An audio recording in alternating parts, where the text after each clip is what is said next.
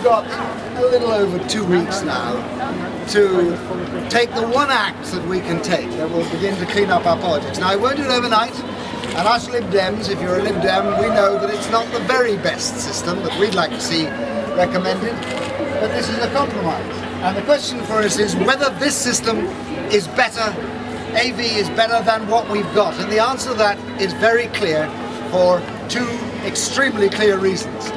The first is that, you know, at present, 60% of the members of parliament in our country get elected with more people voting against them than for them. And they call it a democracy. You know, we're one of the very few countries in the world that has first past the post, and it always has the same effect. More people vote for somebody who didn't get in than for the person who did get in. Now, under AV, here's what will happen. Because of the way that this system works, there is no member of parliament ever again who will get elected with less than the support of 50% of the people of their constituency. And that's what I call democracy. And here's the second reason.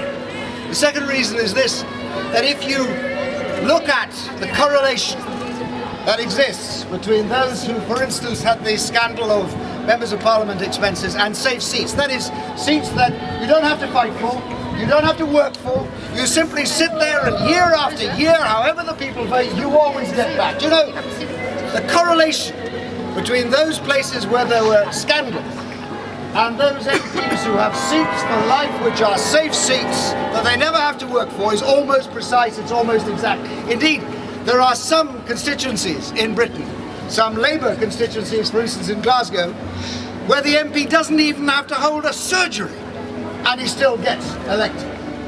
Now that's a scandal. That is a scandal. So here's the second thing with the alternative vote. The second thing is this, that there will be no more safe seats. In future, every member of parliament has to work to get elected and has to work to stay elected. It makes them work harder for you. And that means something else. That means that what this system does is it puts more power into the hands of the voters and less power into the hands of the politician. Now, will that, ladies and gentlemen, clean up politics overnight? No, I'm afraid it won't. But it begins a process that gives us cleaner politics, better politics. I'm going to give you some publicity. Do give me your, that's right. Here's what it says. £250 million because we'll have to have electronic voting counting machines.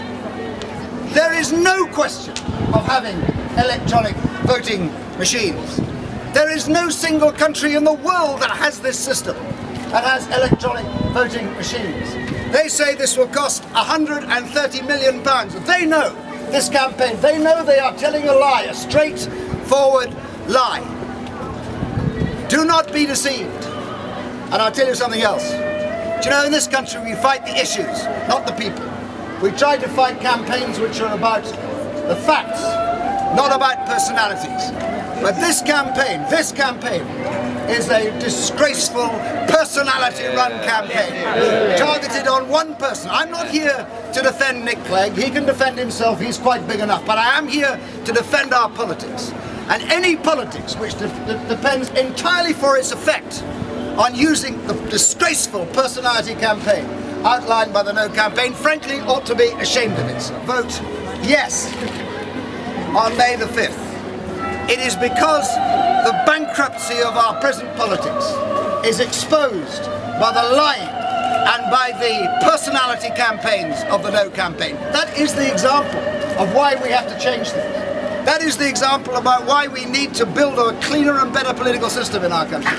And that is why voting yes on May the 5th gives you, the voter, more power and the politician less. It makes sure that every member of parliament who's elected in Britain will be elected for the first time with a majority of the people supporting them, not a majority of the people against them.